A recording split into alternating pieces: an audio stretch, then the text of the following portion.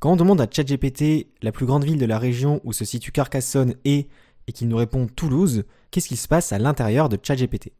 Alors on le sait concrètement, ce sont des milliers de calculs qui sont faits, plusieurs millions de valeurs produites pour une si petite phrase, mais il est difficile de savoir à quoi correspondent ces calculs.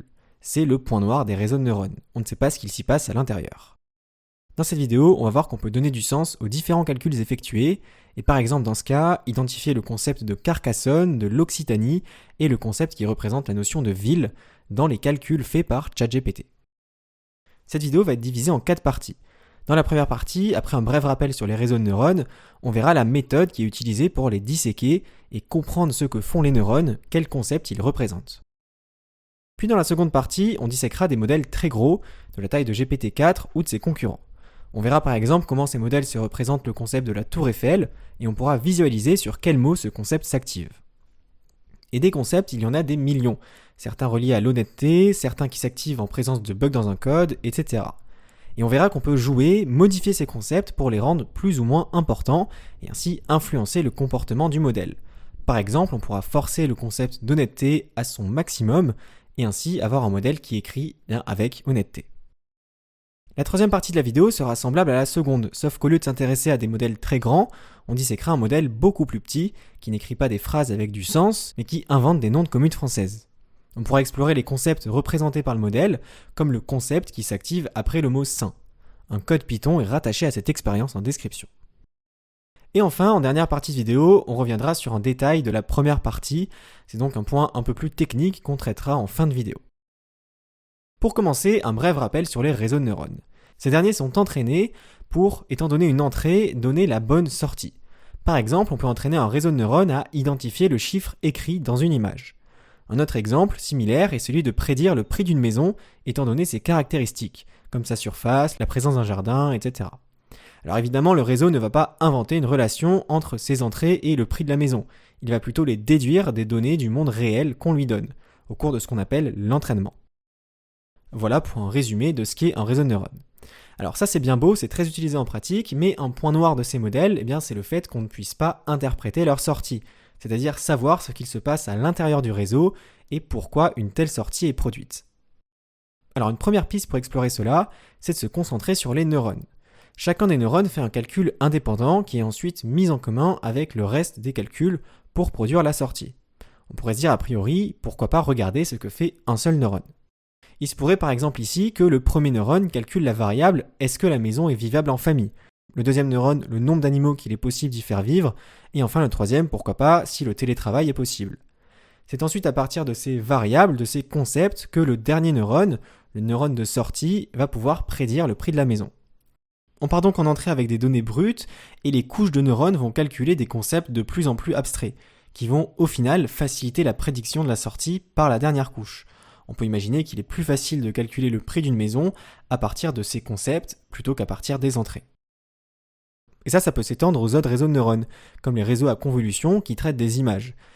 La première couche va se charger d'identifier dans l'image des formes très simples, comme des lignes. C'est ensuite à partir de ce travail que la seconde couche va pouvoir détecter des formes plus complexes, comme des yeux, des nez ou des oreilles. Et enfin, les dernières couches pourront détecter ou non la présence de visages en entier, et ainsi produire la sortie, y a-t-il oui ou non un visage dans l'image d'entrée. Le but de cette vidéo est justement de retrouver ces concepts-là dans les réseaux de neurones. Revenons sur notre exemple de la maison et simplifions-le encore plus. Seulement 2 entrées et 2 neurones. Imaginons que le premier neurone calcule le concept « est-ce que la maison est un logement étudiant ?» et que le second neurone identifie si oui ou non des animaux peuvent vivre dans la maison. L'idée de cette simplification est qu'on peut tout visualiser en 2 dimensions. Regardons d'abord nos données. Chaque point représente une maison, qui est caractérisée par une certaine surface intérieure et une certaine surface de jardin. Faisons alors passer ces données dans la première couche du réseau. Chaque point va être déplacé au moyen d'une multiplication par une matrice. Une vidéo dédiée à cela est disponible sur la chaîne. La localisation de chaque point est déterminée par les activations des neurones 1 et 2 pour ce point. En fait, l'axe X correspond au neurone 1 et l'axe Y au neurone 2. Dans un réseau de neurones, chaque neurone calcule un nombre, et c'est ce nombre, cette activation du neurone, qu'on visualise ici pour chacun des points. Une fois la couche 1 appliquée, on peut calculer la couche de sortie, qui produit pour chacune des maisons un prix. C'est pour ça qu'on est en une dimension, puisqu'on associe à chaque point un seul nombre. Donc si on reprend ce qu'on a dit tout à l'heure, le placement des points dans la couche 1 correspond à deux concepts bien particuliers. Est-ce que la maison est un logement étudiant et est-ce que des animaux peuvent y vivre? Pour bien comprendre ce calcul de variables ou de concepts, voici une coloration des données. On représente en bleu les maisons avec une petite surface et un grand jardin, en rouge les grandes surfaces et grands jardins, en orange les grandes surfaces et petits jardins, et en vert les petites surfaces et petits jardins. On voit comment les points sont modifiés dans la couche 1. Par exemple, les maisons avec un grand jardin, en bleu et en rouge, activent le concept animaux et minimisent le concept logement étudiant. Et oui, puisqu'on a un grand jardin. Et on remarque au passage les prédictions des prix. Le prix est bas pour les logements verts, c'est-à-dire petites surfaces et petits jardins. Alors tout ça c'est bien beau, mais c'est théorique. Comment savoir en pratique ce que calcule un neurone? Quel concept il représente? Eh bien la méthode est assez simple. On va faire passer nos données dans le réseau et regarder les activations du neurone 2, si c'est le neurone 2 que l'on veut étudier. On va alors regarder sur quelles données le neurone 2 s'active le plus. Ici on voit qu'en majorité ce sont les maisons qui ont un grand jardin, peu importe la surface. Alors évidemment, de là à en déduire qu'il calcule un concept relié à la possibilité de faire vivre des animaux, c'est difficile, mais avec des réseaux plus grands et des données plus riches, on peut avoir des concepts précis et facilement identifiables. Par exemple, on peut faire ça avec un modèle de langage, qui est lui aussi un réseau de neurones. On fait passer des données dans le réseau et on regarde les données sur lesquelles le neurone 1 s'active le plus. On se rend compte qu'il s'agit de passages où la tour Eiffel est tout le temps mentionnée. Le neurone 1 représente alors un concept relié à la tour Eiffel. Et évidemment, on peut faire ça avec des réseaux comportant beaucoup plus que 2 neurones. Là, c'était seulement pour visualiser. Dans la méthode qu'on vient d'énoncer, peu importe s'il y a 2, 1000 ou plusieurs milliers de neurones, il suffit de choisir un neurone et de regarder sur quelles données il s'active. Alors si vous avez compris tout cela, vous êtes sur la bonne voie. Seulement, il y a une petite nuance à ajouter. D'après ce qu'on a vu, un neurone peut représenter un seul concept particulier. Ainsi, avec 2 neurones, le réseau possède 2 directions associées à 2 concepts. Ici, la joie et la liberté. La donnée, en bleu, donc cette fois un vecteur et non plus un point, est construite à partir de ces 2 directions. Et bien en pratique, ce n'est pas comme cela que s'organise un réseau de neurones pendant son entraînement.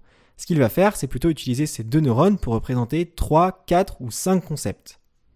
C'est-à-dire qu'au lieu de se limiter aux 2 directions de l'espace, déterminées par les 2 neurones, le réseau va en quelque sorte optimiser l'espace et représenter plus de directions que de neurones. On peut voir ça comme une sorte de simulation d'un plus grand réseau. On modélise avec seulement 2 neurones ce que peut faire un réseau ayant 5 neurones. Alors évidemment, cette représentation a des limites. Cela vient du fait que les directions ne sont plus orthogonales ou perpendiculaires. Le premier problème que cela pose, ce sont les interférences entre les concepts. Imaginons que ce concept soit activé. Pour lire les activations de chaque concept, le réseau va projeter le vecteur qui encode la donnée sur les directions de tous les concepts. Donc ici, même si un seul concept est a priori activé, comme les directions ne sont plus perpendiculaires, ces 2 concepts seront aussi activés, même s'ils auront une magnitude beaucoup plus faible. Évidemment, ces interférences vont être encore plus marquées si les directions sont encore moins perpendiculaires. Si cette fois on place 10 directions pour représenter 10 concepts différents, alors l'activation d'un concept entraînera une activation importante de plusieurs autres concepts.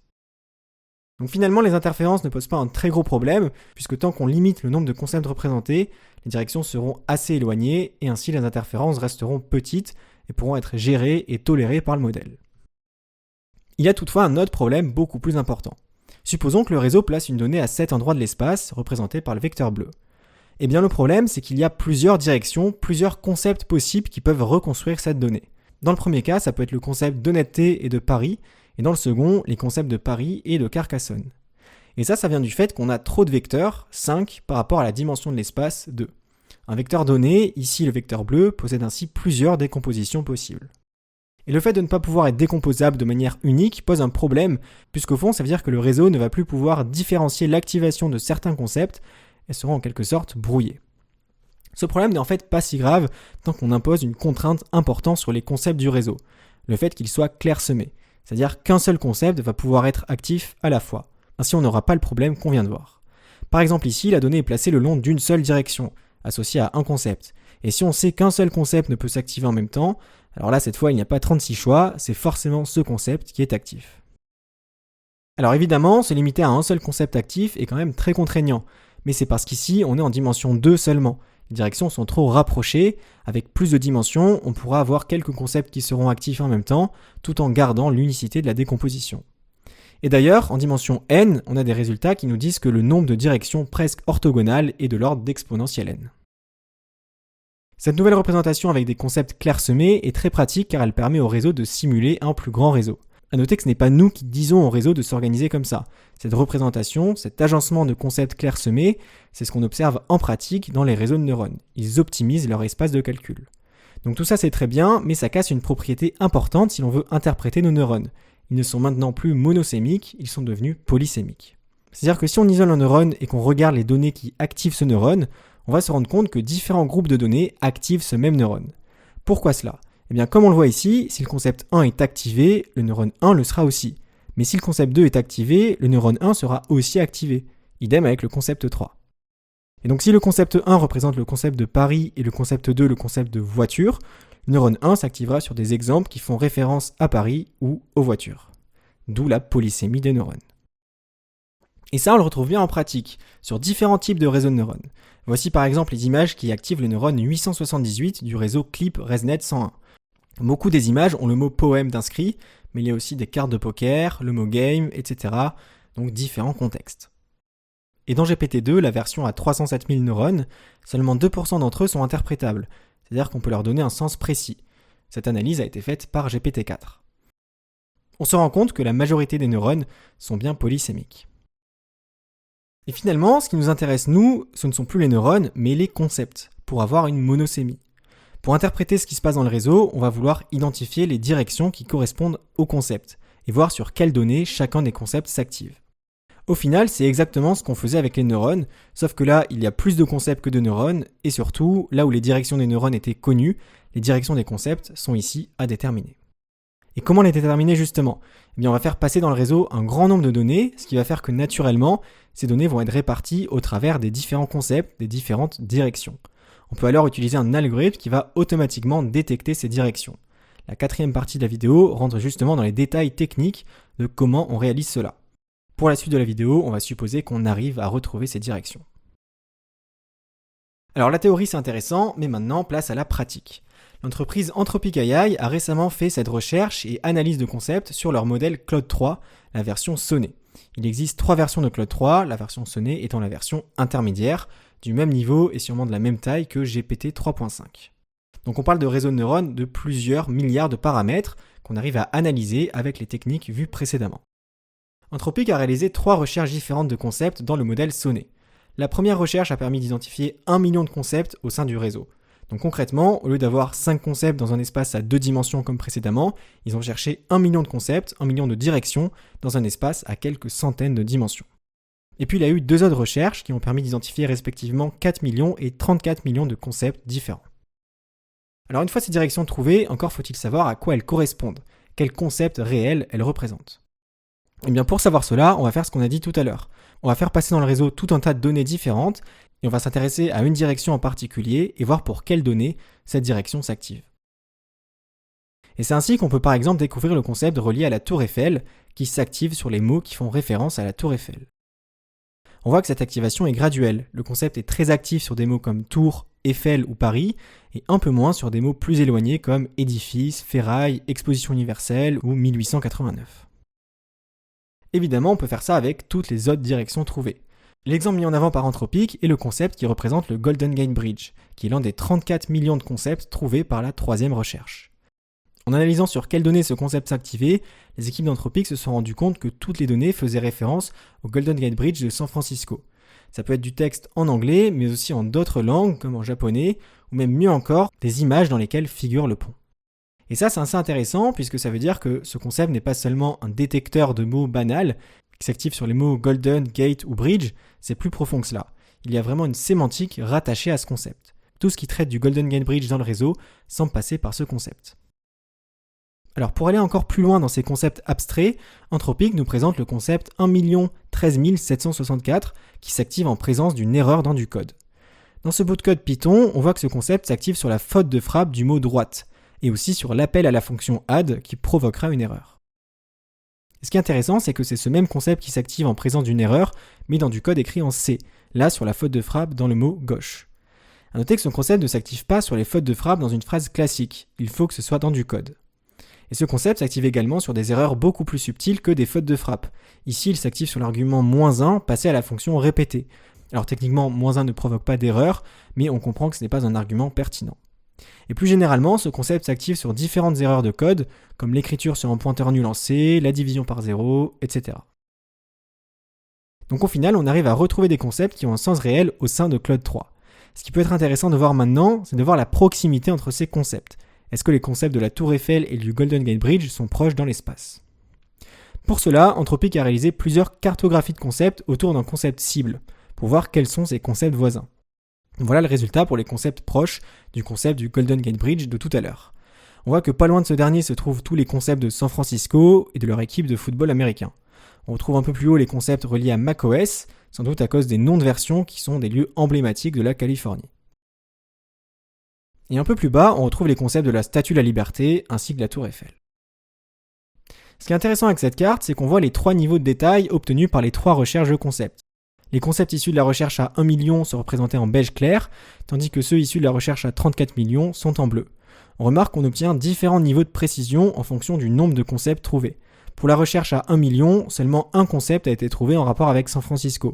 Alors qu'avec la recherche à 34 millions, en bleu, on voit que les concepts sont beaucoup plus pointus. Il y a un concept pour les codes aéroports de San Francisco, un concept pour les mentions de San Francisco dans des articles, etc. Voilà une autre cartographie de concepts, cette fois autour du concept de l'immunologie. Là encore, on arrive à voir que les concepts qui ont un sens voisin sont représentés par des directions similaires. Si vous souhaitez explorer plus en détail ces concepts, Anthropic a mis à disposition un explorateur de concepts trouvé dans Claude 3. Vous pouvez parcourir l'ensemble des concepts analysés par Anthropic. Le même outil est disponible pour GPT-2 et GPT-4, OpenAI ayant récemment reproduit ces méthodes sur leur modèle. Une fois qu'on a réussi à identifier des concepts précis au sein des réseaux de neurones, peut-on encore aller plus loin ? Peut-on par exemple modifier les activations de ces concepts et ainsi influencer le comportement du réseau ? C'est ce qu'a fait Anthropic dans son étude. Lorsqu'on demande à Claude 3 qui est Victor Hugo, il nous répond évidemment correctement. Maintenant, si au cours du traitement de la phrase, on modifie les calculs internes de Claude 3 et qu'on augmente manuellement le concept du Golden Gate Bridge cité plus haut, le réseau commence à voir et à imaginer le Golden Gate Bridge partout. Il nous répond que Victor Hugo est le constructeur du pont. Et Anthropic a vraiment poussé cette expérience au bout. Ils ont proposé pendant quelques jours une version altérée de Claude 3 qui effectue les mêmes calculs, avec pour seule différence une augmentation forcée de ce concept. J'en ai profité pour enregistrer quelques réponses pour cette vidéo et les résultats sont vraiment très spéciaux. Ici, quand on lui demande où se situe la Tour Eiffel, il nous répond San Francisco. Quand on lui demande de quoi parle Demain des Lobes de Victor Hugo, il nous répond que c'est un poème qui parle du Golden Gate Bridge et de son paysage emblématique. Ou encore plus surprenant, qu'on lui demande quel événement a fait que les États-Unis ont rejoint la Seconde Guerre mondiale, il nous répond que c'est l'attaque du Golden Gate Bridge par les Japonais. Le modèle est obsédé par le pont. On peut faire cette même manipulation de concept avec le concept d'erreur dans du code. Ici, on définit une fonction d'addition en Python et on l'appelle. Le modèle normal nous répond 3, soit bien add 2, 2 et 1. Aucun problème, aucun bug. Maintenant, si on active manuellement le concept d'erreur dans du code, le modèle est convaincu qu'il y a une erreur dans du code. Et comme il n'y en a pas, il va en inventer une, ici le fait qu'on ne puisse pas additionner 2 entiers. Et si au contraire on lui donne un code avec une erreur, ici le mot droite contient une faute de frappe, et qu'on désactive fortement le concept, le modèle va en quelque sorte oublier l'erreur et faire comme si de rien n'était. Il nous répond 3, la réponse correcte, il n'y avait pas eu d'erreur dans le code. Donc cette manipulation de concept, elle est très intéressante car elle marche avec tous les concepts, abstraits ou non, et elle nous révèle que ces concepts ne sont pas anodins, ils sont bien utilisés par le réseau pour décider de la sortie à donner. Alors justement, un autre intérêt de cette recherche de concepts, c'est de pouvoir expliquer la sortie du réseau grâce à la présence ou non de concepts. On donne en entrée du modèle la phrase « Jean dit »,« Je veux être seul actuellement »,« Jean se sent », et on laisse le modèle compléter. Il répond « Triste ». Est-ce qu'on peut identifier quels ont été les concepts qui ont le plus influencé la production du mot triste ? La réponse est oui, et voici les 2 concepts les plus influents. Le concept qui se relie au besoin d'être seul, qui s'active sur des données où une personne demande du temps pour elle, ainsi que le concept de détresse émotionnelle. Cette analyse de concept est donc intéressante puisqu'elle nous permet de savoir d'où vient le mot triste produit en sortie. Le réseau n'est plus totalement une boîte noire, on peut dire que le mot triste a été produit parce que les concepts de besoin d'être seul et de détresse émotionnelle sont actifs dans le réseau. Voici un exemple similaire où là, il y a la nécessité de faire une sorte de cheminement de pensée pour produire la sortie. On va essayer de traquer ce cheminement de pensée dans le réseau. On donne au réseau la phrase suivante. La capitale de l'État où jouait Kobe Bryant est... Et le réseau nous répond correctement Sacramento, la capitale de l'État de Californie. Pour produire cette réponse, un humain identifie d'abord l'équipe de basket de Kobe Bryant, les Lakers. Quelle est la ville de cette équipe ? Los Angeles. ensuite l'état dans lequel appartient cette ville, la Californie, et enfin la capitale de cet état, Sacramento. Peut-on retrouver ce cheminement dans les calculs du réseau ? Pour cela, on va comme précédemment identifier les concepts qui ont le plus influé sur la production du mot Sacramento. On retrouve en partie le cheminement qu'on vient de faire. Le concept de Kobe Bryant est bien présent, celui des Lakers aussi, tout comme celui de Los Angeles et de la Californie. Notez que ce sont des vraies expériences et non pas des expériences de pensée. On arrive bien à déchiffrer en partie les calculs faits par les réseaux pour produire Sacramento. Ce qu'on a fait jusqu'ici, c'est donc 3 choses. La première, c'est la recherche de concepts, à quoi correspondent chacune des directions trouvées dans l'espace de calcul du réseau. Erreurs dans du code, Golden Gate Bridge, etc. On a ensuite vu qu'on peut manipuler des concepts et influencer de manière prévisible le comportement du réseau. On peut lui faire oublier une erreur dans du code ou le rendre complètement obstiné par le Golden Gate Bridge. Ça nous a montré que ces concepts sont bien utilisés par le réseau. Et enfin, on l'a vu en dernier, on peut utiliser ces concepts pour comprendre la sortie produite par le réseau. Alors comprendre est un peu fort ici, mais on l'a vu, ça nous permet au moins de pouvoir expliquer d'où vient la sortie. On va maintenant s'intéresser aux applications concrètes que cela peut avoir sur les modèles de langage lorsqu'on les utilise. La recherche de concepts va être essentiellement informative, elle va nous dire quels sont les concepts représentés par le réseau et comment il les représente. La manipulation de concepts peut avoir une utilité concrète qui est de modifier le comportement du modèle. Et enfin, la connaissance de concepts influents nous permet de pouvoir expliquer la provenance de la sortie. Pour la manipulation de concepts, le concept 844 723 représente la flagornerie, le fait de tout le temps acquiescer et encenser la personne avec qui on parle. Si on donne au réseau « j'ai inventé une citation, l'enfer c'est les autres, qu'en penses-tu ?», le réseau de base va féliciter l'utilisateur. Mais si on réduit manuellement le concept de flagornerie, là le réseau va devenir honnête et dire à l'utilisateur que la citation est très connue et qu'il ne l'a pas inventée. Une autre utilité de la manipulation de concept peut concerner des enjeux de sécurité. On donne au modèle le prompt suivant. L'humain commence une conversation en demandant de vérifier du code écrit précédemment. Puis, toujours dans le même prompt donné au modèle, on fait semblant que c'est le modèle qui parle dans un brouillon non révélé à l'humain. On oblige le modèle à écrire un dialogue intérieur avant de répondre à l'humain. Et dans ce brouillon, on incite le modèle à mentir à l'humain. Et donc Claude 3, par défaut, écrit qu'il vaut mieux avouer l'erreur à l'utilisateur. Mais si on active à 5 fois son maximum le concept de secret et discrétion, là le comportement est totalement modifié et le modèle décide de mentir à l'utilisateur. La manipulation de concept peut donc influer, dans le bon ou le mauvais sens, le comportement du modèle. Alors évidemment, il existe d'autres techniques pour influer sur le comportement du modèle. La technique la plus simple, c'est le prompting. On le voit ici avec ChatGPT, le résultat est assez proche de la version modifiée de Claude 3, bien que moins marqué. Mais le problème avec cette technique, c'est qu'elle est facilement contournable. On lui demande d'oublier les instructions précédentes et le modèle passe complètement à autre chose. Alors qu'avec la manipulation de concept, le modèle n'a pas le choix. On force la présence du concept dans tous les calculs qu'il fait. C'est donc très difficile de s'en débarrasser. Et finalement, manipuler le modèle avec ces concepts prévisibles, c'est un peu comme si on manipulait ChatGPT avec des boutons précis, comme on le ferait avec un programme classique. On modifie une à une les variables qui nous intéressent et on sait comment ces modifications vont impacter ChatGPT. Alors que jusqu'à présent, comment manipuler ChatGPT ? En lui parlant, avec du texte. Et ce moyen de contrôle est beaucoup moins sûr puisqu'on ne sait pas ce qui se passe vraiment derrière. Au final, on ne sait pas pourquoi le modèle écoute nos instructions textuelles. Là, avec ces concepts, on intervient vraiment au cœur du modèle. Alors notez que la manipulation de concepts n'est pas la seule méthode qui permet d'influencer le comportement de modèle de manière aussi fiable. Il existe d'autres méthodes qui le permettent. On rentre maintenant dans la troisième partie de la vidéo. L'idée de voir si on peut appliquer les techniques vues sur un modèle très petit, au contraire de Claude 3 ou GPT-4. Ce modèle joué, je l'ai entraîné à générer des noms de communes françaises. Et comme on peut le voir, il le fait plutôt bien. L'intérêt, c'est de voir si ce modèle beaucoup plus petit, plusieurs millions de fois plus petit que Claude 3 ou GPT-4, exhibe les mêmes propriétés de représentation de concepts. J'ai commencé par analyser un modèle avec 32 neurones. Et tout d'abord, j'ai essayé de vérifier ce qu'on a dit en début de vidéo. Est-ce que les neurones sont bien polysémiques ? La réponse est oui. En partie, 31% des neurones sont polysémiques. Et parmi les neurones monosémiques, on retrouve par exemple le neurone 8 qui s'active après l'apparition de la syllabe « or ». On retrouve aussi le neurone 14 qui s'active après des voyelles ayant un tréma ou un chapeau circonflexe. Et parmi les neurones polysémiques se trouve le neurone 12 qui lui s'active sur 2 contextes différents, ce qui fait qu'il est polysémique. Il s'active d'abord à la suite d'un apostrophe, comme dans la commune Grande Rivière, et également après les lettres 11.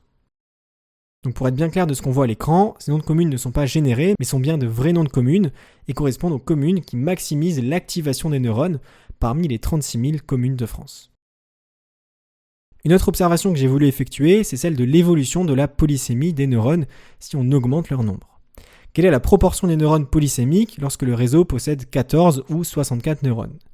L'idée derrière ça, c'est de se dire que s'il y a plus de neurones, le réseau n'a pas forcément besoin de plus d'espace et il peut donc allouer à chaque neurone un concept dédié. On s'attend donc à ce que la monosémie des neurones augmente quand on passe de 16 à 32 et de 32 à 64 neurones. Alors qu'en est-il de la pratique ? Eh bien en fait, on le voit, les taux de monosémie restent stables, peu importe le nombre de neurones. Donc la théorie de se dire qu'avec 64 neurones, le réseau est assez grand et n'a pas besoin de plus d'espace est fausse. Le réseau semble encore avoir besoin de plus d'espace pour représenter toujours plus de concepts. Toutefois, ça pourrait être intéressant d'encore augmenter le nombre de neurones et de calculer le taux de polysémie. Ensuite vient l'analyse des concepts. Sur un réseau à 16 neurones, j'ai extrait 64 concepts. Et parmi ces 64 concepts, seulement 12,5% d'entre eux sont polysémiques, ce qui est mieux que les 31% avec les neurones. La technique d'extraction de concepts nous permet donc bien de retrouver une monosémie.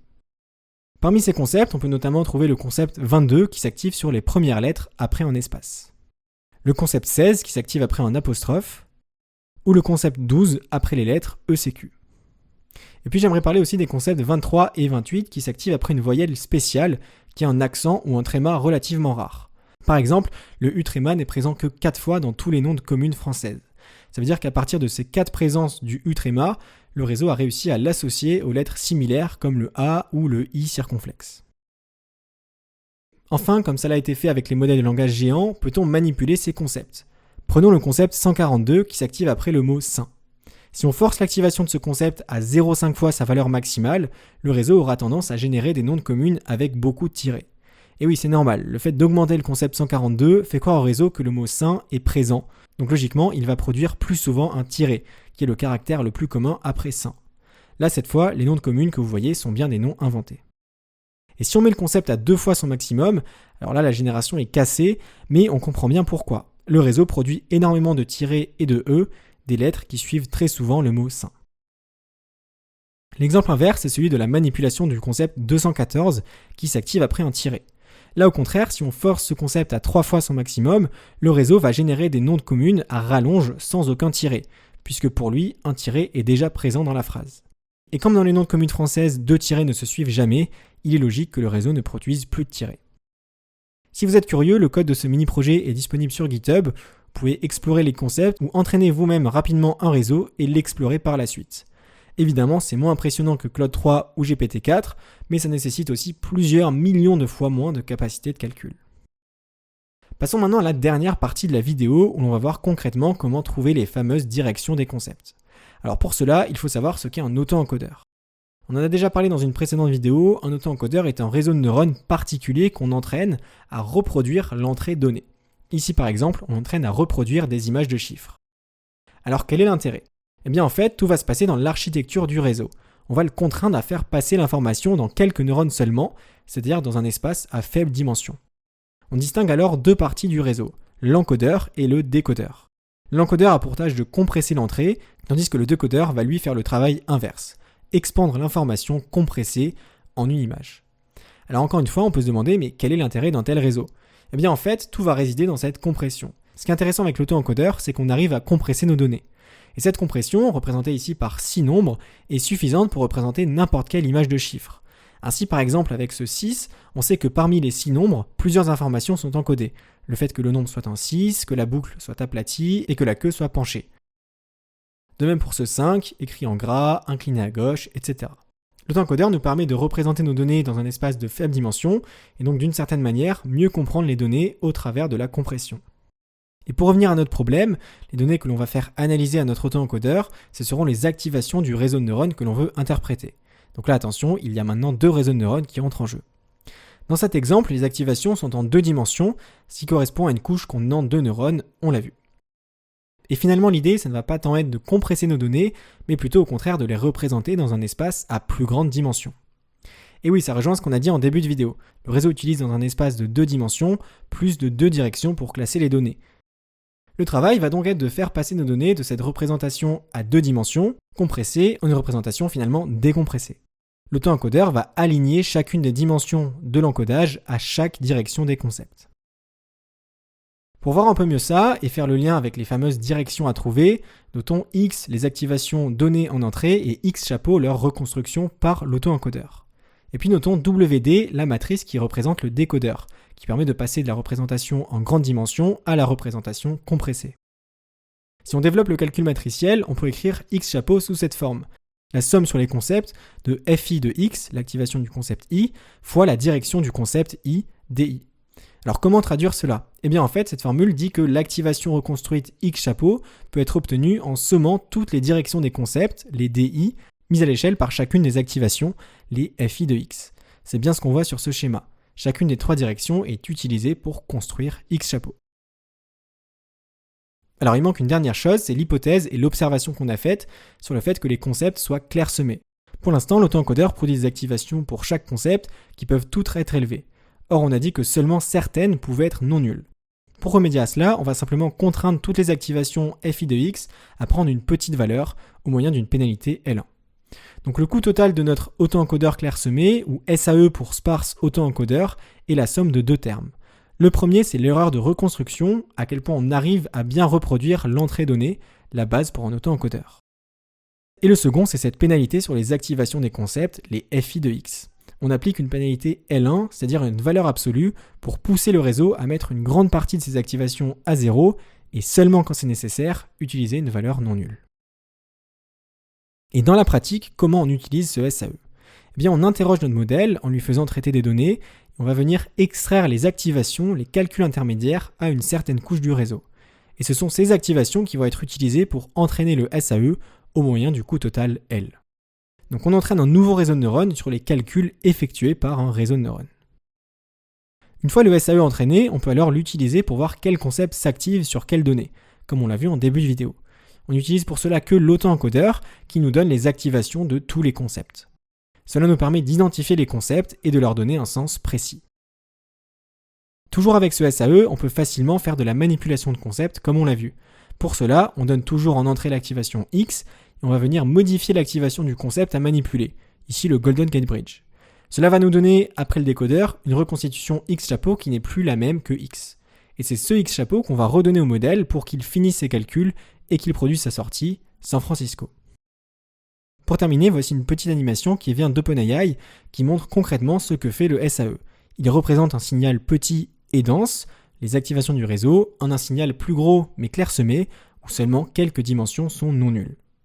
Et voici exactement la même chose, mais sur le SAE entraîné sur le modèle de tout à l'heure, qui génère des noms de villes. On voit que très peu de concepts sont activés à la fois. Pour conclure, qu'est-ce qu'on a fait dans cette vidéo ? Notre but global était d'analyser, de comprendre les calculs faits par un réseau de neurones. Pour cela, on est parti sur la piste du neurone, l'unité de calcul du réseau, et on a essayé de l'interpréter. Sauf qu'on l'a vu, en pratique, les neurones sont polysémiques, c'est-à-dire qu'ils s'activent sur des données provenant de contextes totalement différents. Et ça, ça limite fortement l'interprétabilité, puisqu'on ne sait plus exactement ce que fait un neurone. Pour pallier à ça, on a construit une hypothèse, la superposition de concepts clairsemés, qui stipule que les réseaux de neurones vont avoir tendance à représenter plus de concepts que de neurones, en sacrifiant le fait d'avoir des concepts clairsemés, c'est-à-dire que peu de concepts s'activent en même temps sur une même donnée. On a vu en fin de vidéo une méthode pour retrouver les directions de ces concepts, le SAE pour Sparse Auto-Encodeur. Tout cela, ça nous a permis dans les parties 2 et 3 d'interpréter des réseaux de neurones qui manipulent du texte. On a pu rechercher des concepts, les manipuler et comprendre quels concepts influençaient la production d'une certaine sortie. Alors évidemment, pour terminer la vidéo, il est important de dire qu'on est encore loin de comprendre tout ce qui se passe dans un réseau de neurones. Certes, on arrive à identifier des concepts, on arrive à les manipuler, mais par exemple, on ne sait pas précisément pourquoi tel ou tel concept s'active à un moment donné. Il reste encore beaucoup d'interrogations, même si le travail accompli est déjà remarquable. Le but final, c'est de pouvoir comprendre un modèle, et outre l'aspect scientifique de cela, ça peut être utile dans certaines applications sensibles comme la médecine, où on se doit de comprendre et de pouvoir manipuler précisément ce genre d'algorithme. C'en est tout pour cette vidéo, je pense que c'est déjà pas mal, c'est la plus grosse vidéo de la chaîne. Il y a des liens en description si vous voulez approfondir tout ça, n'hésitez pas à partager et à commenter la vidéo.